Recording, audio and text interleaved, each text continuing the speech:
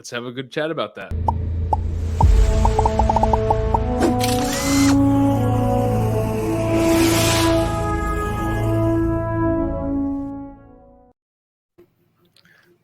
All right.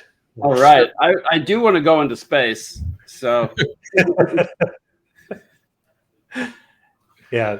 So this actually was really, really exciting to hear that, you guys sent a Snowcone to space.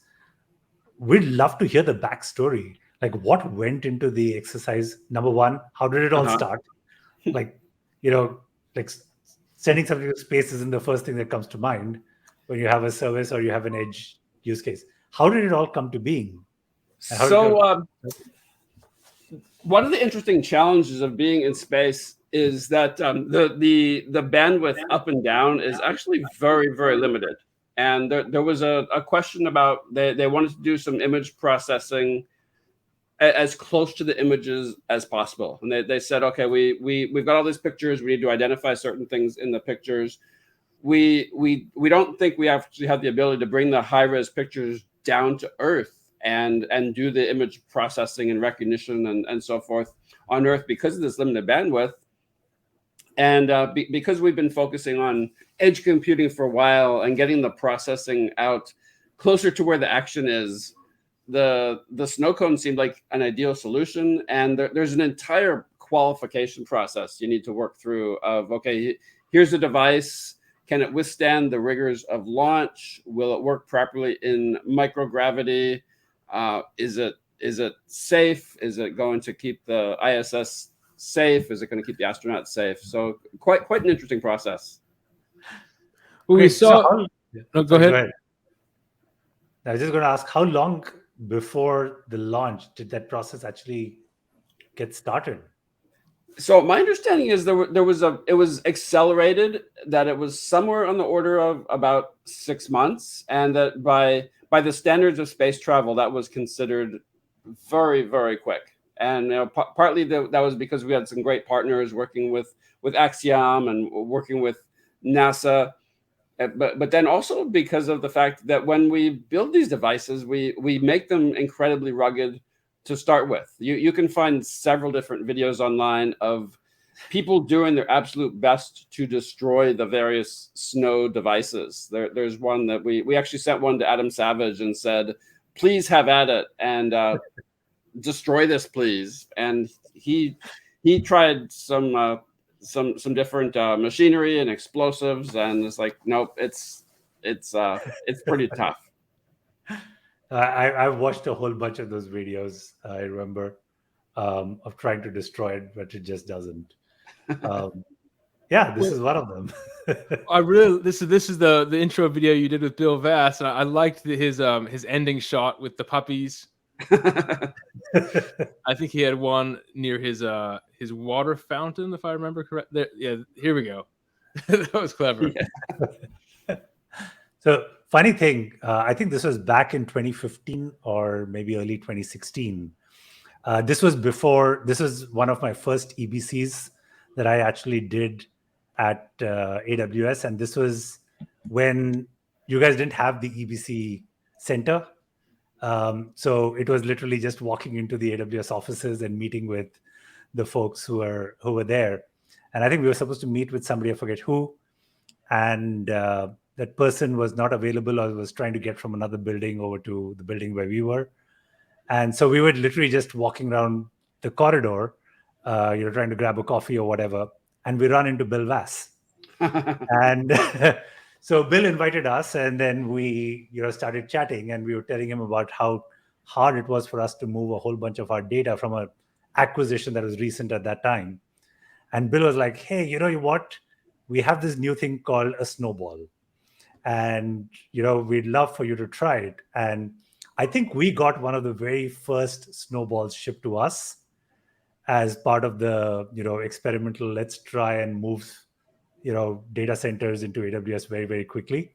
I think it took us like 3 attempts to get it done, debugging and figuring out the solution. But it was awesome. It was such a game changer, when you have data centers that have tons of, workloads that are running over there, to be able to just suck it all up, put it onto this, snowball machine and have it show up in your AWS account. That is absolutely remarkable. It's worked out really well. And one thing that's really interesting to me is that this is an evolution of something that we had started quite a bit earlier in the history of AWS, where when customers needed to do data migration to the cloud, we said, literally send us your hard drives. And we had some specs as to what kind of drives they could send and how they'd prepare the data. And there were some really interesting challenges with that, as you can imagine. And then evolving from that into an actual, like, we'll build a device, we'll send you a device that is really good at actually pulling it's got the right level of storage, it's rugged, it's got the right level of connectivity so that it doesn't take you actually months or years to get all the data onto it. Yep. No, absolutely. These are absolutely fantastic machines on the edge. So, just moving on to the next question. How are people using these devices on the edge other than backing up stuff and moving them to AWS? So the newest Snowball Edge devices, they have a substantial amount of compute power on board. So the Snowball Edges, you can get them with GPUs, so you can do various kinds of image processing, you can do machine learning inferencing. And so what I like to think of them in general, beyond the kind of the mainstream use case of let's get data from somewhere out there into AWS. The other one is basically almost like a filtering system that says we've got this massive amount of raw data we are generating, collecting at the edge, but we don't necessarily need all of it. And so we either need to pick the small set of that we would like to take, or we need to sum it up, aggregate it, pre-process it in some way, and then pass it up to the cloud. So I kind of think of it as this the filtering, aggregation, gathering, buffering device. Got it. Any other interesting stories around any of these devices? So I've had several of them in my house for various photo shoots, and they are somewhat unique looking. And I actually did have I had a Snowball Edge, which is a pretty heavy device. And I took one and I needed to return it to Amazon after I'd done my photo shoot. I actually took a picture of my dog Luna with it. She was very happy to be in the photo. And I carried it down the hill to the local UPS store. And I was expecting the guy behind the counter, I was expecting to have to explain what this was and why it was safe to ship and everything. And he's like, "Oh my gosh, another one of these cool things." So it wasn't as amazing or unique as I was expecting, which is like, I'm thinking, here I am in this residential neighborhood. Like, which ones of my neighbors are doing this massive amount of data transport to the cloud? It's a little bit interesting to think that kind of activity is somehow taking place within a little radius of my neighborhood. With the assumption that there aren't any data centers around there, it sounds scary that people are running those kind of workloads from their homes. you really just never know anymore. I mean, here we are. I mean, I'm in the lowest level of the house, and Steven's upstairs, and we're running 2 concurrent video streams out of our house, which is like apparently no big deal these days. So true, very true.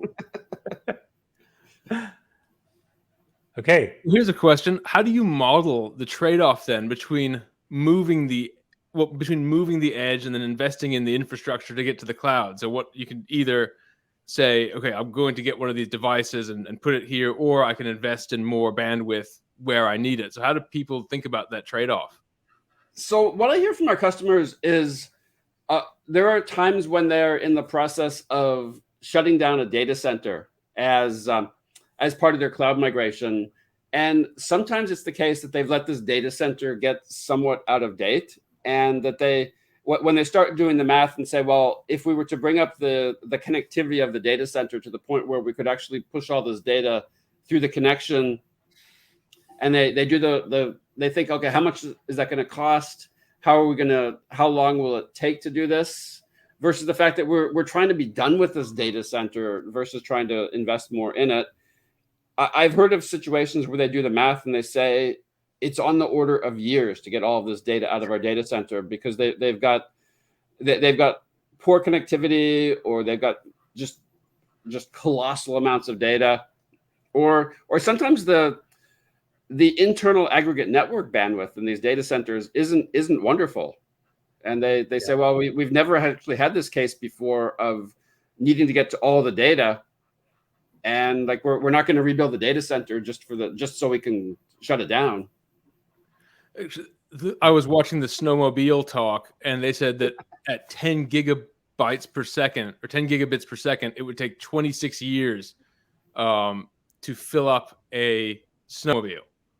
So being able to, they're not going to be able to do that in any kind of reasonable time frame that would matter. Yeah, so orders of magnitude can multiply out really quickly into like that's actually impossible. True. I think for us historically, I mean, since we started using snowballs, we've never had a chance to use a snowmobile yet. I don't think we've ever moved that kind of data, but snowballs for sure. I think for us, it was always the trade-off when it came, or whenever network bandwidth or latency started becoming the bottleneck. I remember a time when just getting a direct connect link set up would take a minimum of 60 days. Just working through the vendors, making sure that all those connections, could be set up in whatever data center you were in. Like in the early days of direct connect, I think it would take almost 90 days. And then slowly it came down to 60. Then we were attempting to get to 45 days. But, it would take a minimum of that much time just to get a connection set up with enough bandwidth to start moving the data, let alone, get the migrations done. And we were trying to get most of our migrations done in a period of 90 days. So yeah, all of those physical activities involved in getting that connections and all the dealing with telecoms that are certainly trying to be innovative and to move quickly, but there's still just a lot of process and a lot of steps in those pipelines to make something happen. So correct. Send us the hardware, we'll copy it in, copy it out. Just seems to work a whole lot better. Absolutely. So there was that, and then there was the other latency aspect of it, which is, sometimes just things are so far away that just speed of light latency becomes a bit of an issue, and you want stuff on the edge. Yeah, there are protocols that are supposed to address that keep a lot more data flowing across the pipe, so you don't have to have individual acknowledgements for each packet, but still getting those things set up and getting them to run at scale, you might need a lot of compute power to actually keep the connection busy. And it's specialized expertise that, like, why bother to develop that specialized expertise in a situation where you're saying we're now moving in the direction of not needing that expertise and that equipment? Why invest when you can just use the hardware that we can provide you? It's not core business anyway, and it's never going to be. So why invest in it? Exactly. Speaking of hardware, are there going to be at some point a Snow device that has a graviton inside of it, or is that already the case, or do we know? I actually never. Believe it or not, I know very little about where we're going with these, and the process when we are getting ready to launch something new is that generally about a month ahead of time, the teams will create an internal ticket. They'll attach the Amazon document called the PR FAQ. That's the press release and the frequently asked questions. They'll give us a quick briefing. They'll give us product access. But even though we have the teams generally have at least a year to 18 months of a very concrete roadmap of what they're doing, I do my best not to look at it, mostly because it keeps separate. It helps to separate in my head what's real versus what we're working on. And they also reprioritize a lot. So when a team launches the first iteration of some brand new big service, they will often have a very long roadmap of these are things that we want to do. But as soon as they launch, the immediate customer feedback that comes back will start to point them in other directions. So you'll see that some companies will say, okay, here we are, and it's 2022, and here's where we're doing 23, 24, 25, and so forth. We have some good ideas of generally where we'd like to go, but we'd much rather hear where our customers need to go and just let that drive our roadmap. So the short answer is I have no idea what we're building next, but we'll keep trying to fulfill customer use cases. But safe to say that none of these devices currently have graviton processors built into them? Not as far as I know. Okay. Got it. All right. Well, do you at least know the name of the next one? I don't. I could suggest either snowplow or snowshoe. Okay. All right. I heard someone once asking for something like the size of an aircraft carrier for like those truly like earth-shattering levels of data migration, but who has that's those an awful needs? lot of storage. I wonder who ever has those kind of needs. Yeah.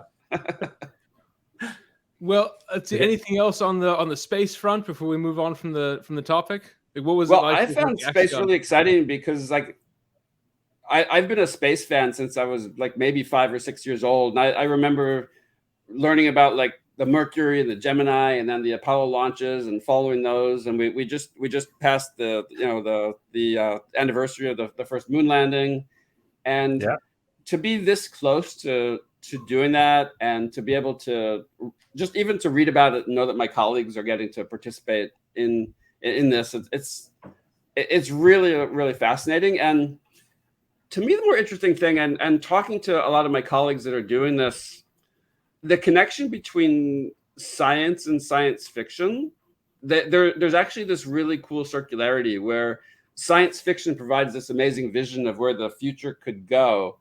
And then people are inspired by that and say, well, if someone can dream that up, then we can probably actually invent this. And it's a much more circular relationship than an outsider might guess. Like how important the speculation and the science fiction that's often informed by possibilities and by science and by physics to say this is where we could go. And someone's like, oh, well, if we could go there, well, let's try to do that.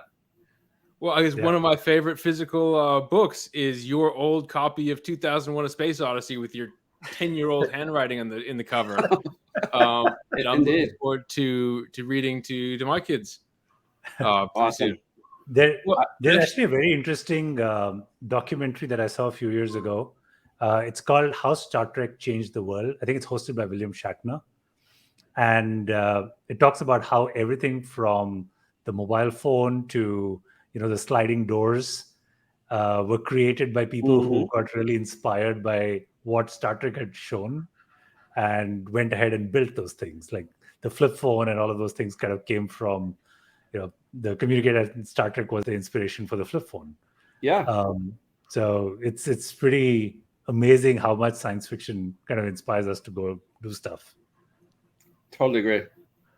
All right, well, let's end the segment, and I'm going to end the segment with a little montage I put together of the AX-1 2, 1, 0. Ignition.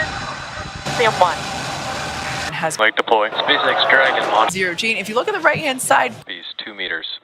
1 meter to go. Contact. So Tom Marshburn making his way down.